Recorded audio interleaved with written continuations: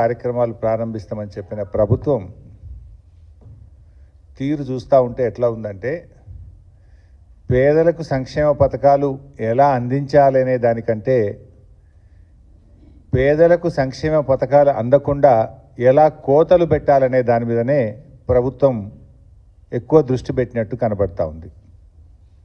ముఖ్యంగా రేవంత్ రెడ్డి గారు ఎన్నికల ముందేమో అందరికీ పరమాన్నం పెడతా అని చెప్పిండు, కానీ పవర్లోకి రాగానే ప్రజలందరికీ పంగనామాలు పెట్టినట్టుంది రేవంత్ రెడ్డి తీరు. మీరు వారి 6 గ్యారంటీల్లో మొట్టమొదటి హామీ మహాలక్ష్మి అమలు కాలేదు. 6 గ్యారంటీల్లో చివరి హామీ చేయూత, వృద్ధులకు వితంతువులకు 4000 పెన్షన్, అది అమలు కాలేదు. పోనీ ఆ మధ్యలో ఉన్నటువంటి కొన్నైనా అమలు చేస్తాడేమో నిజాయితీగా అంటే, దాని విషయంలో కూడా అన్ని కోతలే ఉన్నాయి. I will explain. అందులో రేషన్ కార్డుల విషయంలో కానీ, వ్యవసాయ కూలీల విషయంలో కానీ, రైతు బంధు విషయంలో కానీ, పేదలకు ఇల్లు అందించే విషయంలో కానీ అన్నీ కూడా కోతలే ఉన్నాయి.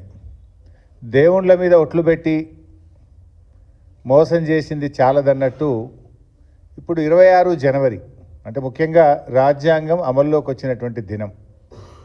భారతదేశ ప్రజలందరూ కూడా రాజ్యాంగం అనేది దైవ సమానంగా చూస్తారు ఈ దేశ ప్రజలు. అలాంటి రాజ్యాంగ దినోత్సవం రోజు ప్రారంభించే పలు అభివృద్ధి కార్యక్రమాల్లో కూడా ప్రజలని మోసం చేయాలని చెప్పి ఈ ప్రభుత్వం ప్రయత్నం చేస్తూ ఉంది. ఇది చాలా దుర్మార్గం. దీని మీద కొన్ని విషయాలు ప్రభుత్వం దృష్టికి ఓ బహిరంగ లేఖ రూపంలో కూడా తేబోతూ ఉన్నాం. ముఖ్యంగా రేషన్ కార్డుల విషయంలో రేవంత్ రెడ్డి గారికి ఒక ఓపెన్ లెటర్ కూడా నేను రాస్తా ఉన్నా. I'm releasing this open letter on ration cards. ఈ రేషన్ కార్డ్స్ విషయంలో ఇవాళ రాష్ట్రంలో అన్ని గ్రామాల్లో కూడా ఆందోళనలు జరుగుతూ ఉన్నాయి. ప్రజలు తీవ్రమైనటువంటి ఆవేశాలను సర్వేకి వచ్చిన అధికారుల మీద వెలుబుచ్చుతూ ఉన్నారు. పాపం రేవంత్ రెడ్డిది, శాపం అధికారులది అయిపోయింది. ఇప్పుడు ఏమైంది, రేషన్ కార్డుల సెలక్షన్ ఎక్కడ జరగాలి? గ్రామాల్లో జరగాలి. వీళ్ళు గ్రామాల్లో అసలు ఎవరు అర్హులు అనేటువంటిది చూడకుండా మొన్న కులగణన సర్వేను బేస్ చేసుకొని, కులగణన సర్వేలో ఎవరైతే రేషన్ కార్డు లేదని చెప్పారో ఆ లిస్టును మాత్రమే వీళ్ళు ప్రింటౌట్ తీసి గ్రామాలకు పంపినారు. మరి అంతకుముందు ప్రజలు ఆన్లైన్లో మీ సేవల ద్వారా అప్లై చేసుకున్నారు. రాష్ట్ర వ్యాప్తంగా కొన్ని లక్షల మంది ప్రజలు ఆన్లైన్లో మీ సేవలో రేషన్ కార్డు కావాలని అప్లై చేసుకున్నారు. దాన్ని పరిశీలించడం లేదు. గతంలో ప్రజాపాలన దినోత్సవాలనే పేరిట ప్రజల నుంచి దరఖాస్తులు తీసుకున్నది కాంగ్రెస్ ప్రభుత్వం. అప్పుడు కూడా రేషన్ కార్డులు కావాలని దాదాపు 11 లక్షల మంది ప్రజలు ఈ రాష్ట్రంలో రేషన్ కార్డుల కోసం దరఖాస్తులు పెట్టారు. ఆ దరఖాస్తులన్నీ చెత్తబుట్టల పాలు చేసిండ్రు. కనీసం ఆన్లైన్ కూడా చేయలేదు. ప్రజాపాలనలో 11 లక్షల దరఖాస్తులు రేషన్ కార్డుల కోసం వస్తే కట్టలు కట్టి అటకెక్కించిండ్రు లేదా చెత్తబుట్టల పాలు చేసిండ్రు. ప్రజాపాలనలో పెట్టిన దరఖాస్తులను ఎందుకు పరిశీలించడం లేదు అని బీఆర్ఎస్ ప్రశ్నిస్తుంది. ఆన్లైన్లో మీ సేవలో అప్లై చేసుకున్న దరఖాస్తులను ఎందుకు ఈ ప్రభుత్వం పరిశీలించడం లేదు అని బీఆర్ఎస్ ప్రశ్నిస్తుంది. మీరు కేవలం కుటుంబ సర్వేలో రేషన్ కార్డు లేదన్న దరఖాస్తులను మాత్రమే మీరు పంపించారు. ఆ రోజు కుటుంబ సర్వే చేసేటప్పుడు రేషన్ కార్డుతో ముడిపెట్టారా?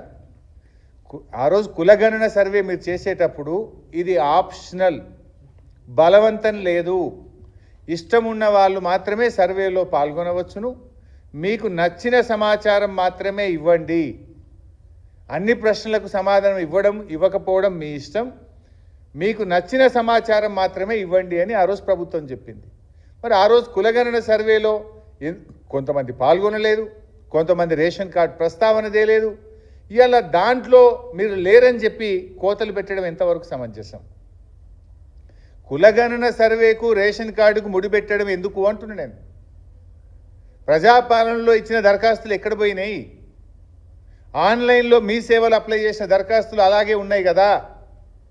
ఉదాహరణకు నా దగ్గర నా నియోజకవర్గం నంగనూరు మండలం గట్లమల్యాల గ్రామంలో ప్రజాపాలనలో 110 మంది దరఖాస్తులు పెట్టారు. ఇవాళ ఆ ఊరికి 40 మంది మాత్రమే లిస్టు అధికారులకు వచ్చింది. అధికారులను అడిగితే మాకేం తెలియదు సార్, ఇది ప్రజాపాలన దరఖాస్తులు కావు, ఇవి ఆన్లైన్ దరఖాస్తులు కావు, హైదరాబాద్కి వెళ్ళి మాకు ఈ పేర్లు ఇచ్చిన 40 వీళ్ళు అర్హులా కాదపై కింద చెక్ చేయమన్నారు అంటున్నారు. మరి ఆ 110 మంది ఏం కావాలి అంటే ఈ రకంగా ఇలా రాష్ట్రం అంతా కూడా ప్రజలు తీవ్రమైనటువంటి ఆందోళనలో ఉన్నారు. ఇదే కాంగ్రెస్ పార్టీ ఏం చేసింది, రేషన్ కార్డుల విషయంలో మా ప్రభుత్వం మీద చాలా బురద జల్లే ప్రయత్నం చేశారు. నిజంగా చెప్పాలంటే బీఆర్ఎస్ ప్రభుత్వం వచ్చిన తర్వాత 10 ఏళ్ల కాలంలో మేము 6,47,479 రేషన్ కార్డులు ఇచ్చాం. 6,47,479 రేషన్ కార్డులు ఇచ్చాం. ఈ కార్డుల ద్వారా 20,69,033 మంది వ్యక్తులకు అదనంగా రేషన్ ఇచ్చింది బీఆర్ఎస్ ప్రభుత్వం. కానీ కాంగ్రెస్ వాళ్ళు ఏం చేసిండ్రు, బీఆర్ఎస్ వాళ్ళు కార్డులే ఇయ్యలేదని బదనాం చేసిండ్రు. కానీ మేము ఇచ్చిన కార్డులు 6,47,479 కార్డులు ఇచ్చినాం. నిజంగా ఎంత బాగా ఇచ్చిండ్రు కేసీఆర్ గారు ఆ రోజంటే, కేసీఆర్ గారు మానవత దృక్పథంతో ఆలోచించారు. మేము అధికారంలోకి వచ్చినాడు రేషన్ కార్డు పొందాలంటే గ్రామీణ ప్రాంతంలో 60,000 రూపాయల ఇన్కమ్ లిమిట్ ఉండే, పట్టణ ప్రాంతంలో ఇన్కమ్ లిమిటు 1,50,000 ఉండే. కానీ కేసీఆర్ గారు ఈ ఇన్కమ్ లిమిట్స్ పెంచాలి, పేదలందరికీ రేషన్ కార్డులు రావాలి అని చెప్పి 60,000 ఉన్నటువంటి ఇన్కమ్ లిమిట్ను గ్రామీణ ప్రాంతాల్లో కేసీఆర్ గారు 1,50,000కి పెంచారు. పట్టణ ప్రాంతాల్లో 75,000 ఉంటే 2 లక్షల రూపాయలకు పెంచారు కేసీఆర్ గారు. అంటే 60,000 నుంచి 1,50,000కి పెంచినాం, 75,000 నుంచి పట్టణ ప్రాంతంలో 2 లక్షల రూపాయలకు ఇన్కమ్ లిమిట్ పెంచినాం. ఎప్పుడు ఇది 2014-15 మేము అధికారంలోకి వచ్చినాడు. అప్పుడు కాంగ్రెస్ ప్రభుత్వమే అధికారం ఉండే మాకంటే ముందు. అప్పుడు 60,000 75,000 ఇన్కమ్ లిమిట్ ఉంటే దాన్ని 1,50,000 2 లక్షల రూపాయలకు పెంచి పేదలందరికీ కూడా సాయం చేసింది బీఆర్ఎస్ ప్రభుత్వం. ఆ రోజు మేము ఇచ్చిన మెమో ఇది, నేను ఇది కూడా చదివి వినిపిస్తా. ఇది 28